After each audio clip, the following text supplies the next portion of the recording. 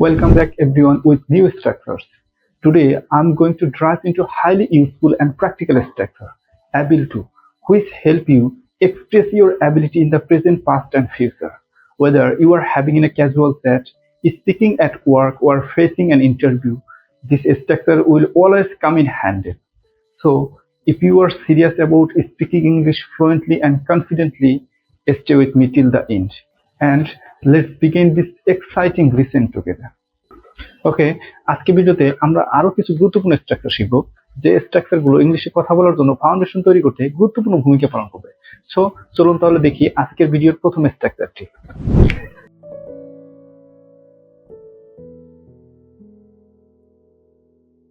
ওকে, তাহলে আজকে ভিডিওর প্রথম স্ট্রাকচারের আগে আমরা সেন্সটা বুঝে নেই বা কোন সিচুয়েশনে কথা বলবো। যদি এরকম হয় কোনো কাজ শেষ করে ফেলেছেন এবং সেটা সম্ভব হয়েছে, কি বলছি আবার একটু ভালো করে বুঝেন, যে কোনো কাজ শেষ করে ফেলেছেন এবং সেটা সম্ভব হয়েছে, কোনো কাজ সম্পূর্ণভাবে শেষ করেছেন, এরকম কোনো সিচুয়েশন আসলে আমরা কিভাবে কনভারসেশন করব। চলুন তাহলে আগে আমরা স্ট্রাকচারটা দেখি, বা এটার একটা শর্ট ফর্ম আছে, যে শর্ট ফর্মের মাধ্যমে আমরা চিনতে পারবো। যদি আমি বলি এটা হচ্ছে শর্ট ফর্ম, আমরা এই স্ট্রাকচারটাকে কোনো সেন্টেন্সের শেষে যদি তে পারি আসছি কথাটির উল্লেখ থাকে, তাহলে আমরা বুঝতে পারবো যে এই সেন্সে আছে, আর এই সেন্সে থাকলে আমরা যে স্ট্রাকচার শিখবো ওই স্ট্রাকচার অনুযায়ী সেন্টেন্স তৈরি করে প্র্যাকটিস করবো বা কনভারসেশন করবো। যদি আমরা স্ট্রাকচারটা দেখি, তাহলে এটা হচ্ছে আমাদের স্ট্রাকচার কি, subject plus have has been plus able to plus PB first. তাহলে আমরা কি বলছি, কোনো কাজ শেষ করে ফেলেছেন এবং সেটা সম্ভব হয়েছে। যদি এরকম কোনো সিচুয়েশন হয় তাহলে আমরা এই স্ট্রাকচারের মাধ্যমে সেন্টেন্স তৈরি করবো। যদি আমরা কিছু এক্সাম্পল দেখি তাহলে অবশ্যই আমরা ক্লিয়ার হয়ে যাব।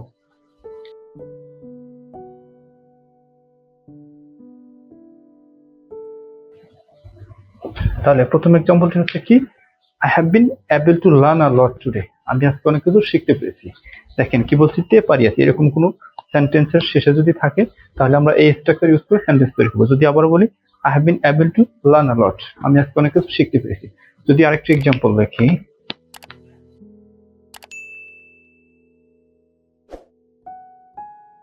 দুই নম্বর এক্সাম্পলটি হচ্ছে কি, we have been able to complete the task as a team. আমরা টিম হিসেবে কাজটি শেষ করতে পেরেছি।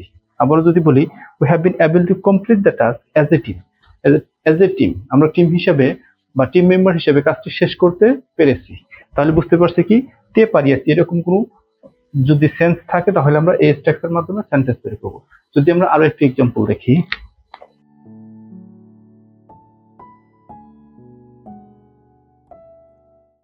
তাহলে তিন নম্বর এক্সাম্পলটি হচ্ছে কি, he has been able to answer the tough question, সে কঠিন প্রশ্নটির উত্তর দিতে পেরেছে। আবার যদি বলি he has been able to answer the tough question, সে কঠিন প্রশ্নটির উত্তর দিতে পেরেছে। তাহলে আমরা বুঝতে পারছি যে কোনো কাজ শেষ করে ফেলেছেন এবং সেটা সম্ভব হয়েছে, সম্পূর্ণভাবে শেষ হয়েছে, এরকম কোনো সিচুয়েশন আসলে আমরা এই স্ট্রাকচারের মাধ্যমে সেন্টেন্স তৈরি করে কনভারসেশন করবো। তাহলে আমরা প্রথম স্ট্রাকচারটি বুঝতে পারছি যে কোন সিচুয়েশনে কখন কোথায় কিভাবে এই স্ট্রাকচারের মাধ্যমে সেন্টেন্স তৈরি করতে হবে এবং কনভারসেশন করতে হবে। যদি আমরা এখন দুই নম্বর স্ট্রাকচারটা দেখি,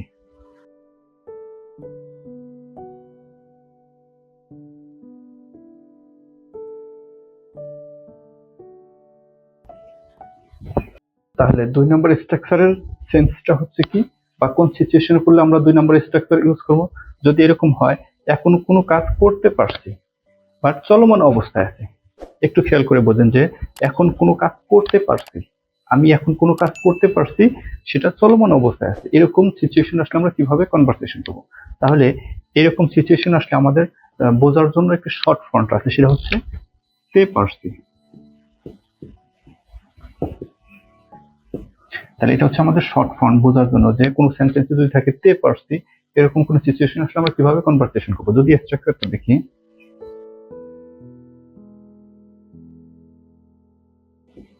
তাহলে এটা হচ্ছে আমাদের দ্বিতীয় structure, subject plus am is are being plus able to plus PB first. যদি আমরা এরকম সিচুয়েশন করি যে এখন কোনো কাজ করতে পারছি, সেটা চলমান অবস্থায় আছে, তাহলে এই স্ট্রাকচার ইউজ করে সেন্টেন্স তৈরি করে বুঝে আমরা কনভারসেশন করবো। যদি আমরা কিছু এক্সাম্পল দেখি,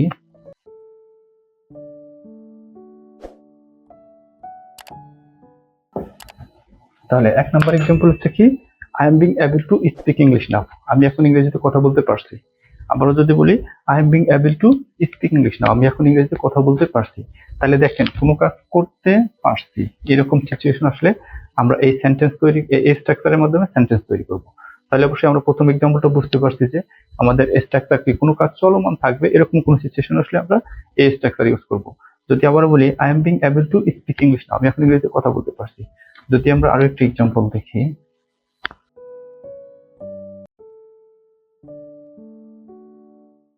তাহলে 2 নম্বর এক্সাম্পলটি হচ্ছে কি he is being able to wake up on time, সে প্রতিদিন সময় মতো উঠতে পারছে। আবার যদি বলি he is being able to wake up on time, সে প্রতিদিন সময় মতো উঠতে পারছে। তাহলে যদি আমরা আরো একটা এক্সাম্পল দেখি,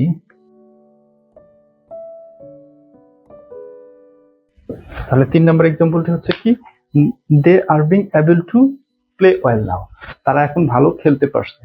দেখেন একটু খেয়াল করে দেখেন, কোনো কাজ, প্রত্যেকটা স্ট্রাকচারে কাজ চলমান আছে, আর চলমান কোনো কাজ করতে পারছি এরকম অবস্থায় চলমান থাকলে আমরা এই স্ট্রাকচার ইউজ করব, subject plus am is are being plus অ্যাবিসু প্লাস পিভি ফার্স্ট, অর্থাৎ মূল ভার্বের বেস ফর্ম বসবে। তাহলে এই স্ট্রাকচার ইউজ করে আমরা সেন্টেন্স তৈরি করব। তাহলে হয়তো আমরা এখন দ্বিতীয় স্ট্রাকচারের মেন সেন্সটা বুঝতে পারছি যে কোন সিচুয়েশনে আমরা দ্বিতীয় স্ট্রাকচার ইউজ করে সেন্টেন্স তৈরি করব। চলুন তাহলে আমরা এখন 3 নম্বর স্ট্রাকচারটা দেখি।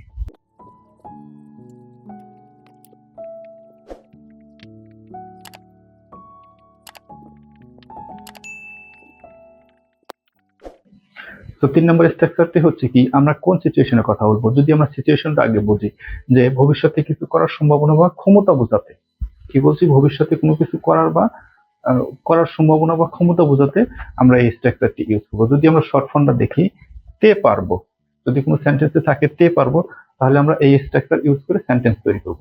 যদি আমরা স্ট্রাকচারটা দেখি, subject plus would plus able to plus PV first, তাহলে এই স্ট্রাকচার ইউজ করে আমরা সেন্টেন্স তৈরি করব। কি বলে, সেন্টেন্স তৈরি করে কনভারসেশন করবো। যদি আমরা আগে এক্সাম্পল দেখি তাহলে হয়তো বুঝতে পারবো যে কোন সিচুয়েশনে আমাদের এই 3 নম্বর স্ট্রাকচারটি ইউজ করতে হবে। যদি আমরা এক্সাম্পল দেখি,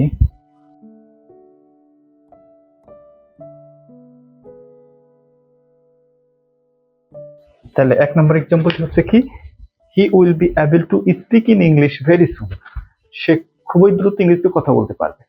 দেখেন তে পারবো বা তে পারবে এরকম কোনো যদি ওয়ার্ড কোনো মানে সেন্টেন্সে থাকে তাহলে আমরা এই স্ট্রাকচার ইউজ করবো। যদি আবার বলি he will be able to speak in English very soon, সে খুব শীঘ্রই ইংরেজিতে কথা বলতে পারবে।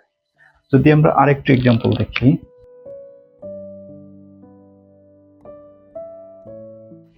তাহলে 2 নম্বর এক্সাম্পলটি হচ্ছে কি you will be able to become a good designer one day, তুমি একদিন ভালো ডিজাইনার হতে পারবে। দেখেন আবারও বোঝেন যে তে পারবো কোনো কাজ করার সম্ভাবনা বা ক্ষমতা বোঝাতে। যদি বলি you will be able to become a good designer, তুমি একদিন ভালো ডিজাইনার হতে পারবে ওয়ান ডে, তার মানে তুমি একদিন ভালো মানের ডিজাইনার হতে পারবে। যদি আমরা আরো একটা এক্সাম্পল দেখি,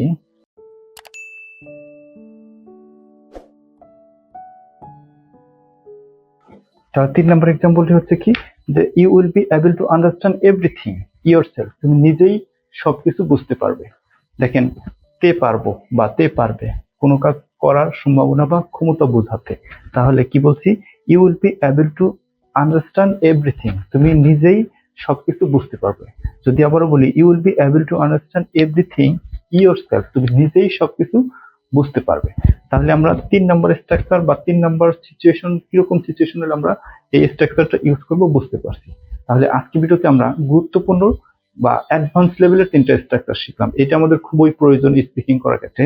আর একটা স্পেশাল টিপস বলে রাখি, সেটা হচ্ছে এই ক্লাসে আরো কিছু স্পেশাল স্ট্রাকচার বা রুলস আছে যেটা কিনা আমি আলোচনা করেছি প্র্যাকটিস ক্লাসে। অবশ্যই আপনি প্র্যাকটিস ক্লাসটা দেখে আসবেন, সেটার লিঙ্কটা ভিডিও ডেসক্রিপশনে দেওয়া থাকবে। তাহলে আজকে ভিডিও এই পর্যন্তই। Well done on completing today's lesson. You have just unlocked a powerful skill that will help you express yourself more clearly, confidently in English. And that is a big step forward. But remember, watching isn't enough. Practice is the key to fluency. So head over to the practice class link below and start using what you have learned in real life conversation. If this lesson helpful to you, don't forget to like, comment, share and subscribe. This is your journey and I'm here with you every step of the way. See you in the next class. Keep speaking and keep growing.